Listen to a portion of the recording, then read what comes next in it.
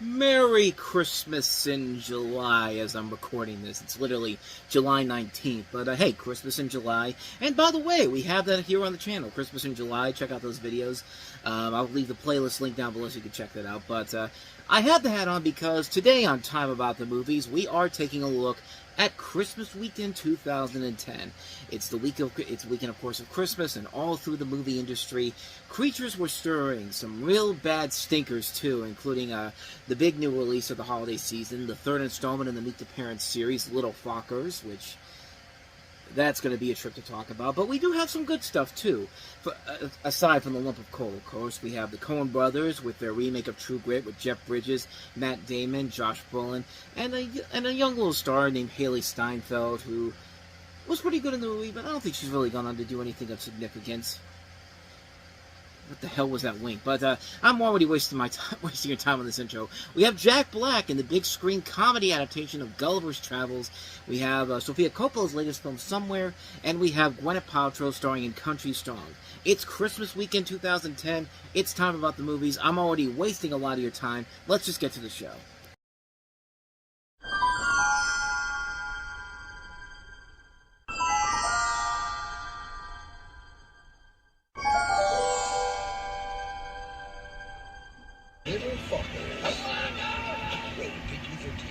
Oh, this movie. Welcome to Time About the Movies. Today we are taking a look at the 5 films of December 24th, 2010.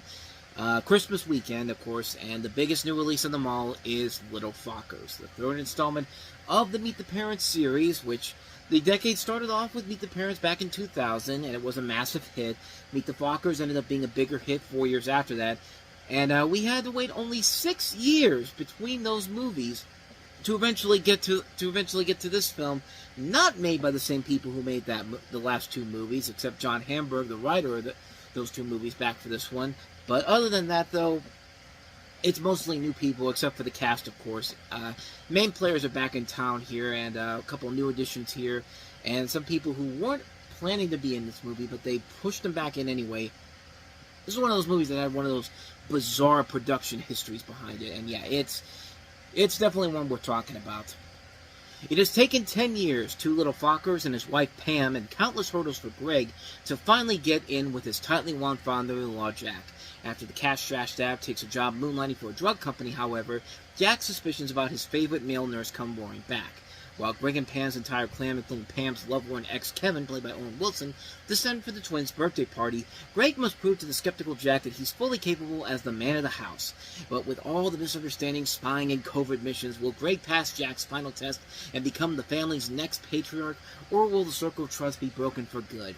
What do you think is going to happen in this really pointless sequel where it literally has no reason to exist except for the fact that they want a trilogy so bad for this movie, and boy, they struggled to get it. Let me tell you, you wouldn't think that this movie had that many problems behind the scenes, but nope, this thing had a huge production problem. Maybe not quite as bad as How Do You Know, which also starred Owen Wilson, which we talked about last time, but let's put it this way. The film was originally scheduled for July 2010. They pushed it back to December, later revealed to be deliberately delayed only because it was, at the time, the delay announcement that the character of Dustin Hoffman was coming back to play the role. However, they didn't announce that until way into August. A trailer had already dropped for this movie in June, and there was no mention of Dustin Hoffman's character returning, so they had to reshoot everything to get Dustin Hoffman back in here. And then, in addition to both Robert De Niro and Ben Stiller basically getting $20 million for the role, the budget on this skyrocketed to $100 million for this movie. A Meet the Parents movie should not cost $100 million. I don't care what happens here. Nothing happens in a Meet the Parents movie that warrants that big of a budget. And yeah, it made its money back. It made $310 million worldwide, but it was still the lesser of the 3. It was still made less than the previous movies, and it was panned by critics. And not only panned, destroyed by them. I mean, this movie, I've been building this one up for a while now because it is definitely one of the worst sequels you will ever see in your life. It's one of those movies where they don't have a good story. They have ideas they have little ideas and things that they build up and establish, but they never take the time to fully expand on the story. They start it and then it just pushes it aside. Laura Dern's character is the character played by Laura Dern. There's a subplot where she plays the head of this school, and Greg's trying to get his kid in there, and you think that's going to be a big subplot. Never gets mentioned again. Harvey Keitel stars in this movie. You think he's going to have a big role in here? Never mentioned again. Dustin Hoffman, like I said, coming in here, you think that they're making a big deal about him coming in here. He barely shows up in this movie and like it really would have been better if he had just not showed up altogether. Like you would have just said, "Oh, Dustin Hoffman's character's off somewhere. Like he's off in Narnia or something like that. I don't know, Narnia or something like that." Because his character really does not add anything to this movie per se. The whole thing about this movie is repeating the same goddamn tropes we had the last time around. Because the last two movies, Ben Stiller had to earn Robert De Niro's trust. He did it twice. And now for some reason, we got to do it again. And, Jack's got to have this plan to, be his successor to the family. And he decides to pass the role to Greg, naming him, you know what's coming if you've seen this movie, The Godfucker. The Godfucker. That's even worse than Robert De Niro imitating Taxi Driver in the Rocky and Bullwinkle movie. That was bad, but that at least had a point to it. There's no excuse for this. There's also no excuse for the bad attempts at comedy in here. Gross out comedy, too. There's poop jokes. There's jokes of people getting cut. There's a lot of screaming. There's a scene you see a little bit in the trailer there where Robert De Niro has to have Ben Stiller stick a needle in his penis because he took an erectile dysfunction drug, and with the kid watching him and all that, it caused him to break his arm. Funny stuff, right? I know. But, yeah, this movie is an ungodly mess of a movie. But nothing pales in comparison to the worst thing about this movie, and that is Jessica Alba. It's hard to believe that nearly 10 years ago she had this promising career with Dark Angel, and then she starred in Honey, and then she was in the Fantastic Four. But ever since then, it's been nothing but crap after crap after crap. Into the Blue, Good Luck Chuck, Awake, The Eye, The Love Guru, but this right here may be the worst of the worst because not only is she playing a pointless character who's there to be a third wheel that Ben Stiller wants nothing to do with whatsoever. If there was even a scene where their connection was there and there was a little bit of chemistry, then maybe her purpose could be there, but there is absolutely nothing that Ben Stiller and Jessica Alba have in terms of chemistry. It's clear that Ben Stiller is a happily married man, and Jessica Alba just can't take it. Like, she literally just cannot take it, and is willing to do whatever it takes to somehow add an element of this that does not need to be there, being the third wheel in the storyline. And her attempts at comedy in here are so fucking terrible. You want proof? Take a look at this. Andy, no! That's not nice. You don't throw people's phones and fits. Andy, put the clothes back on. Oh, no! Whoa! Oh.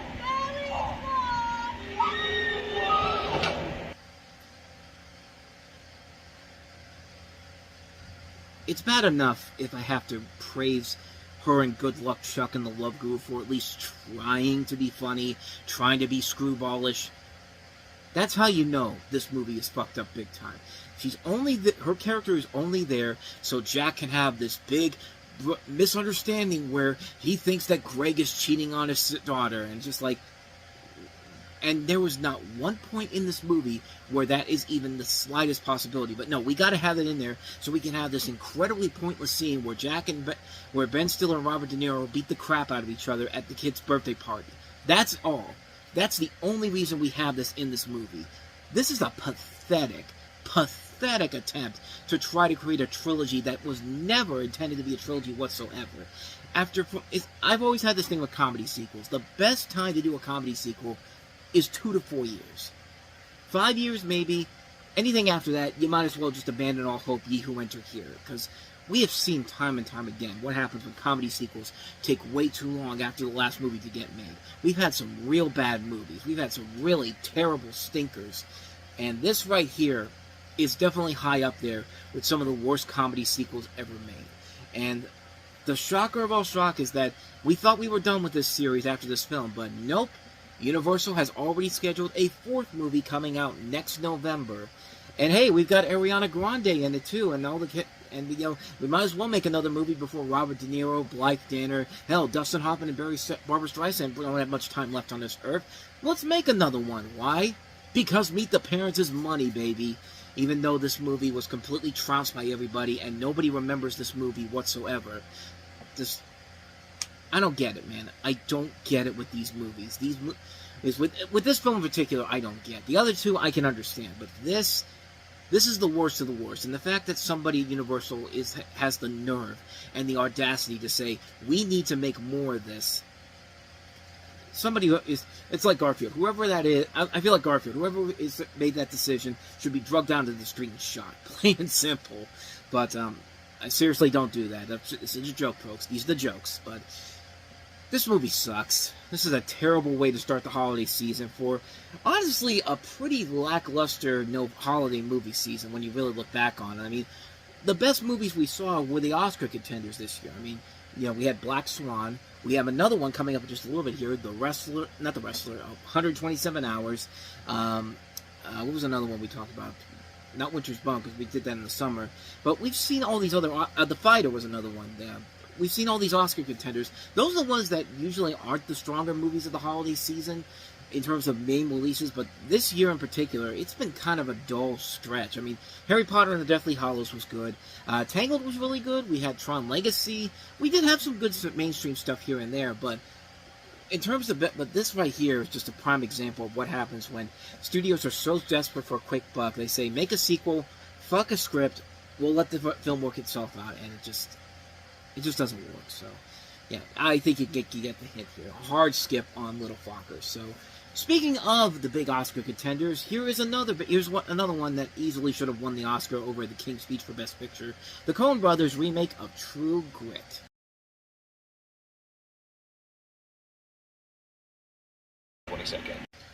This is, of course, based off of the 1969 John Wayne movie that won him the Academy Award for Best Actor, and the novel by Charlie Portis. And in this film, it revolves around the 14-year-old girl named Maddie Ross, now played by Haley Steinfeld in her feature film debut, seeking revenge for the death of her father by Tom Chaney, played by Josh Brolin. To get revenge for her father's death, she seeks out Rooster Cogburn, played by Jeff Bridges, and Texas Ranger LaBeouf, played by Matt Damon, to assist her in getting revenge. Now, at the time I saw this movie, I didn't see the 1969 movie, but...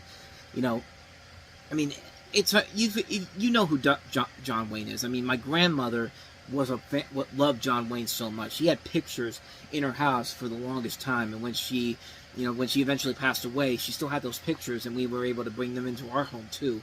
But I mean, what more can you say about John Wayne? I've seen the movie since then, and it's a classic movie, a great Western all across the board, and this one was really interesting because I thought at the time that the remake's really good. I mean, this is a really good movie. It will probably not as good as the original, but having seen both of them, I gotta admit, this is definitely one of the best, if not one of the best remakes I've ever made. Like, this is a movie that is right up there with the original True Grit. I mean, this is a movie where Jeff Bridges gives another great standout performance as Rooster Cogburn. I really would have liked to have seen her get another Oscar for this. And Haley Steinfeld, we know what she is nowadays. She starred in the Pitch Perfect movies. She was just in Sinner. She's Gwen Stacy in the Spider-Verse movies. She's proven her worth as an actress time and time again. You get great performances by Josh Brolin and Matt Damon. They're kind of the lesser parts of the movie, but overall they're really good. The shooting sequences are very well done. It really is a great movie that fits so well for what the Coen Brothers should bring to the table. This is really one of their best movies that they've done, up there with The Big Lebowski and No Country for Old Men and Fargo. This is definitely high up there with some of their best movies, easily, and one that I really think should have gotten a Best Picture Oscar. I mean, it really is one of the best movies of the year, and again, another great movie that was much better than the actual Best Picture winner in The King's Speech. I'm sorry I keep harping on this, but I'm sorry. The King's Speech is not a good movie. Plain and simple, so... But anyway, that's True Grit for you. Let's go ahead and get on to our next movie. A movie that you would think would be the worst movie of the weekend, but with Little Fockers, it's not that. It's not that. It's still bad, but I'll explain it when we get to after I show you a little bit from Gulliver's Travels.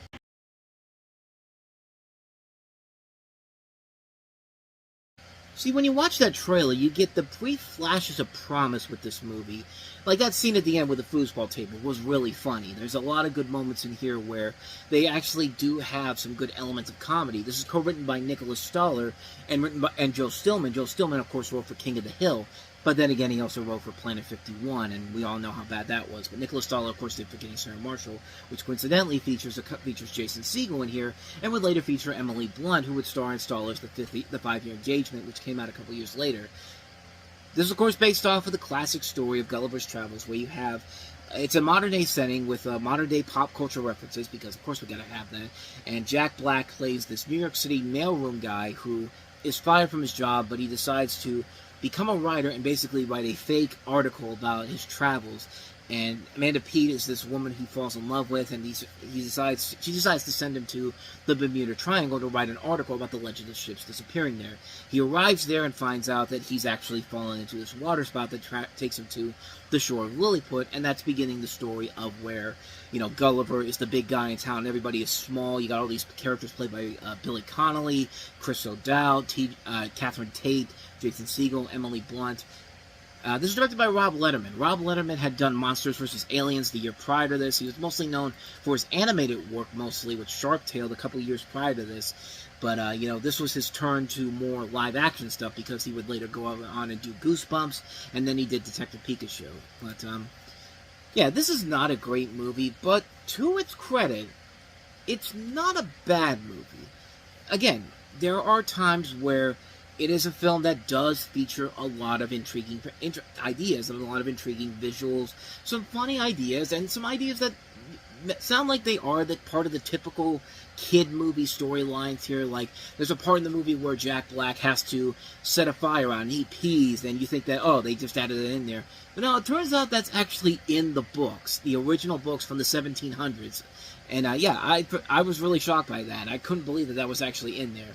But yeah, this is a movie where, yeah, it's definitely a film that is not a great movie. It's a film that is very much the typical big-budget, modern kids movie with a lot of, like, gross-out humor jokes. But at the same time, the brief flashes of promise that are in this movie do give it some light. There are a couple of decent, funny moments in here.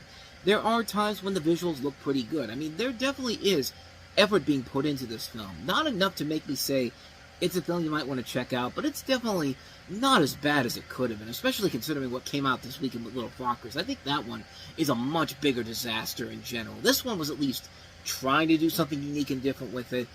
Didn't work all the way through, but it wasn't the worst thing ever. And I guess that's probably the best thing you could say about it. It wasn't the worst thing ever. But it is, with all that said, it does give us the greatest thing is the greatest thing possible with this movie, and that is to get to hear Jack Black and Jason Segel is redoing a classic Christmas song in the tradition of David Bowie and Bing Crosby.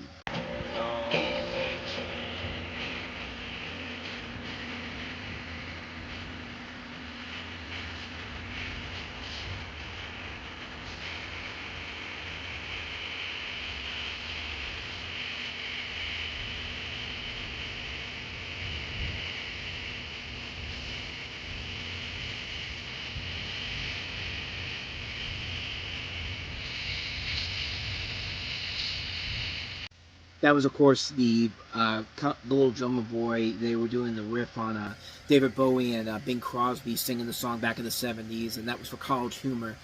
That's one of my favorite videos that I go back to every holiday season. It's just precursor to what Jack Black does with a lot of these songs in these movies. I mean, they may not be great movies, but every time that Jack Black sings a song in here, for some reason, you cannot look away from it. It's something where it's just like who would have guessed in Kung Fu Panda 4, him doing Hit Me Baby One More Time would be one of the best things about that movie. I mean, look at what Peaches for the Super Mario Brothers movie. I mean, the guy is known for being a pretty fun comedian, but he can also be a really good music guy as well. I mean, he was in Tenacious D, for God's sake, so it makes sense. Jason Segel was in Forgetting Sarah Marshall, where he had the Muppet vampire thing, the puppet vampire thing.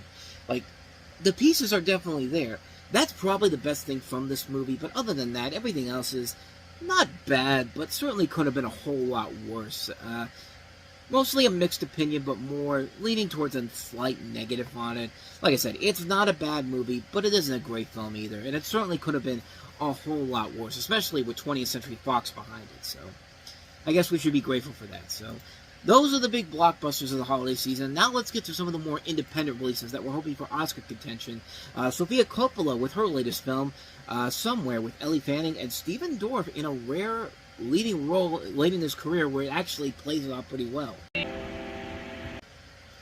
Yeah, Stephen Dorff leading a movie in 2010, and it's not some stupid Asylum or Uwe Boll movie like Alone in the Dark. And it actually is really good. But he plays a newly famous actor who, recuperating from a minor injury at the Chateau Marmont, a well-known Hollywood retreat, and despite money, fame, and professional success, Marco is trapped in an existential crisis and has an emotional, empty daily life. When his ex-wife suffers an unexplained breakdown and goes awry, she leaves Cleo, played by Ellie Fanning, an 11-year-old daughter, in his care. They spend time together, and her presence helps Marco mature and accept his whole responsibility, and it explores boredom among Hollywood stars, the father-daughter relationships, and offers an oblique comedy of show business, particularly Hollywood filmmaking, and the life of a star. And what's interesting about this movie is that it's not as good as some of Coppola's other works. I mean, I love Lost in Translation. I really like Maria Antoinette. This one is probably the weakest of the films that she has done up to this point, but it still isn't a bad movie at all. It's just a movie where it just works because it's a great slow-burn thriller. It's not even a thriller, a slow-burn drama that kind of just takes you back to the old days, like back in the 50s and 60s. It feels like that type of a movie where the film takes its time, it handles the characters very well, the story becomes the more important aspect of it overall, and it works really well. It's a film that really does show Stephen Dorff does have a lot of potential as an actor. You know, Ellie Fanning, this is one of her earliest film roles. She shows her potential as an actress going forward that we'll see later on down the road. And Sofia Coppola still has what it takes to make a great film. I think there's a lot of good elements in here. It's not one of her better movies, but it's definitely a film that is well worth the watch. I can't recommend it enough. If you love Lost in Translation, The Virgin Suicides, Maria Antoinette, you're going to love Somewhere. I think it is a very good film. One I'd highly recommend checking out. So with that said, let's go ahead and move on to our last movie that we have here, and that is Gwyneth Paltrow starring in Country Strong.